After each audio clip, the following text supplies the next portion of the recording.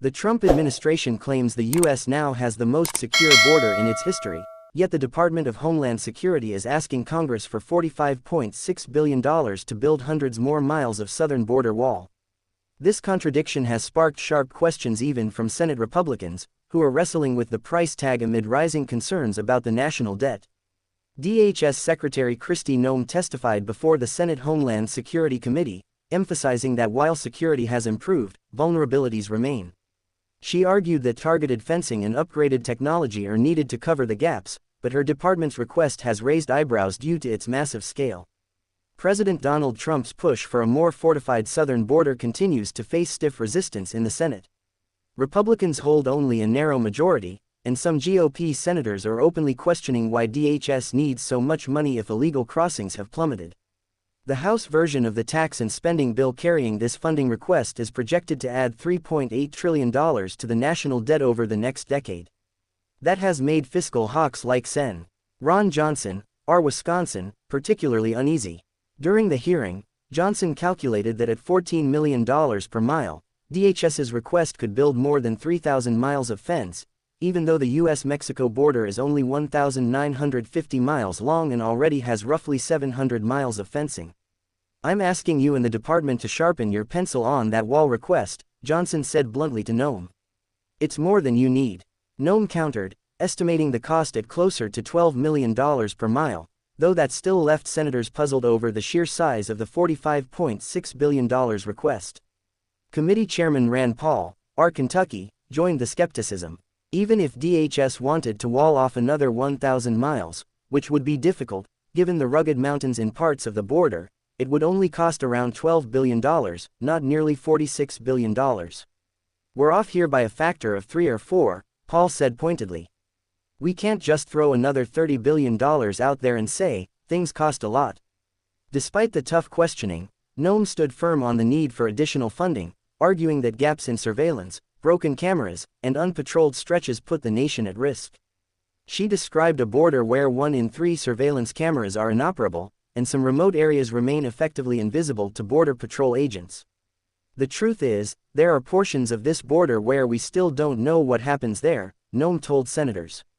Illegal crossings, however, have dropped sharply during Trump's first months in office, continuing a trend that began in the final year of President Biden's term. In April, U.S. Border Patrol reported around 8,400 migrant encounters at the southern border, a staggering decline from nearly 129,000 encounters the same month the previous year. Critics argue that given this sharp decline, the administration should reconsider whether such an enormous investment is still justified. At the heart of the debate is whether more fencing is the best use of taxpayer dollars or whether other measures like surveillance technology, personnel, or international agreements could better secure the border. Some Republicans warn that throwing more money at the wall risks inflaming tensions with fiscal conservatives who are already wary of the ballooning national debt. Others argue that Trump's signature promise to build the wall is too politically central to be dialed back, no matter the costs. This internal tension within the GOP complicates the administration's efforts to push the spending bill through the Senate. Senators like Rand Paul have consistently pressed the administration to provide clearer cost breakdowns and prioritize fiscal responsibility. Meanwhile, supporters of the wall say that any remaining gaps, even if they're in mountainous, hard-to-reach terrain, still pose a security risk that must be addressed. DHS has emphasized that it's not just fencing but also advanced sensors, drones, towers, and personnel that make up the full security picture. Noem told senators that her department's request reflects a comprehensive plan that goes far beyond just steel and concrete barriers. She stressed that if Congress wants to maintain and improve on what she called the most secure border in U.S. history, it must invest now. Still, senators continued to press her for details, demanding itemized lists, updated cost analyses, and clear explanations for how DHS arrived at its $45.6 billion figure. Democratic senators, meanwhile, have raised their own concerns, pointing to humanitarian issues, potential environmental impacts, and international diplomatic fallout. Some warn that doubling down on physical barriers risks sending the wrong message to America's southern neighbors and could undermine diplomatic efforts. Others note that wall construction often leads to land seizures, legal battles, and backlash from communities along the border. Critics from both parties argue that the administration's tough-on-immigration stance risks ignoring the root causes of migration, such as poverty, violence, and corruption in Central America.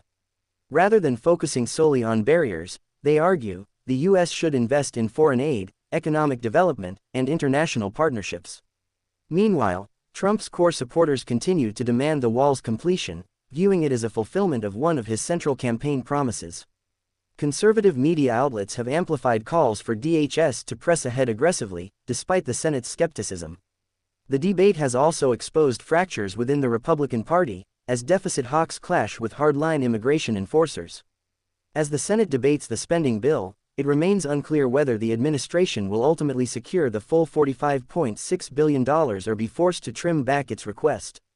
Some senators have floated the idea of approving partial funding, contingent on DHS providing detailed progress reports and meeting performance benchmarks. Others want to postpone the funding decision entirely, citing the sharp decline in illegal crossings and the need for more data. The broader political stakes are high, with the administration eager to show progress on border security ahead of the next election cycle. For Trump, delivering on his border wall promise remains a top priority, even as cost and necessity come under growing scrutiny.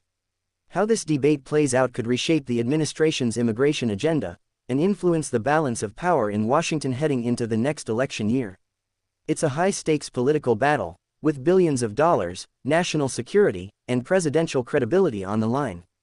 Senators from both parties will be watching closely as DHS sharpens its pencil and refines its request.